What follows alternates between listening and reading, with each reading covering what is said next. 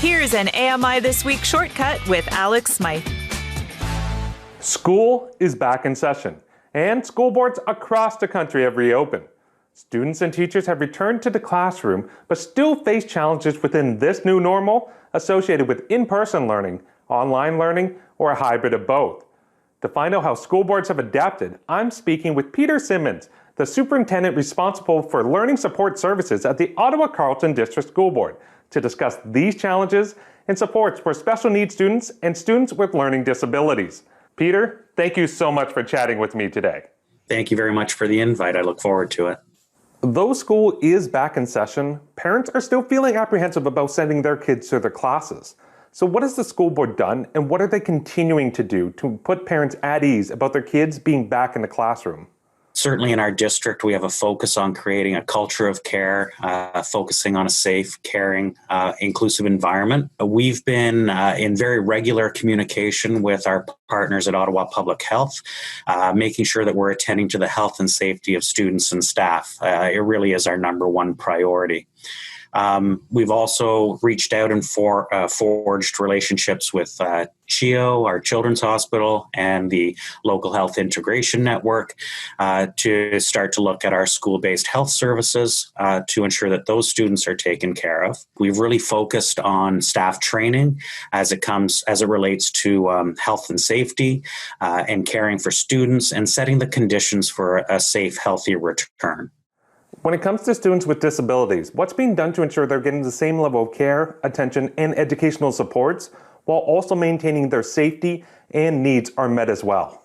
So we have been establishing various protocols to help parents of students with special education needs feel confidence in returning their children to school in a safe environment.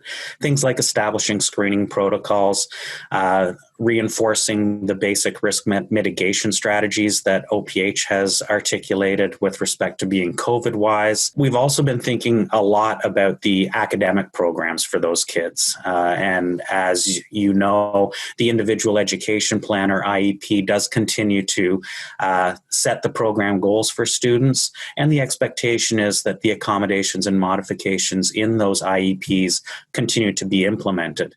Are there different supports available for students, and what are the differences between the elementary and the secondary levels?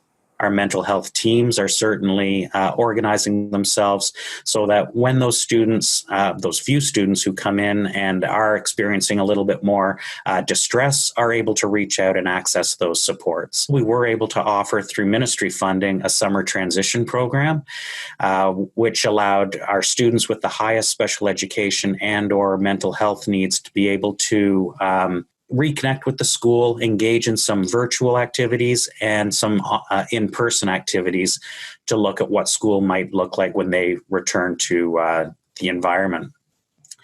I think the other thing that is beneficial is, a part of our annual budget process, trustees have approved the addition of educational assistants, and we know our frontline educators are key people in this work. With respect to specifically elementary, we do have students in specialized program classes. They're fully self-contained classes, and we've made the decision that those students are going to remain connected to their in-person peers.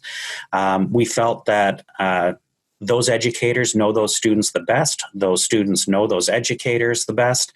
And we wanted to maintain as much connection as possible so that there was as little a disruption to their educational program as possible. When it comes to students with disabilities who can't access online learning and are unable to attend in-person classes, what alternatives are available for them?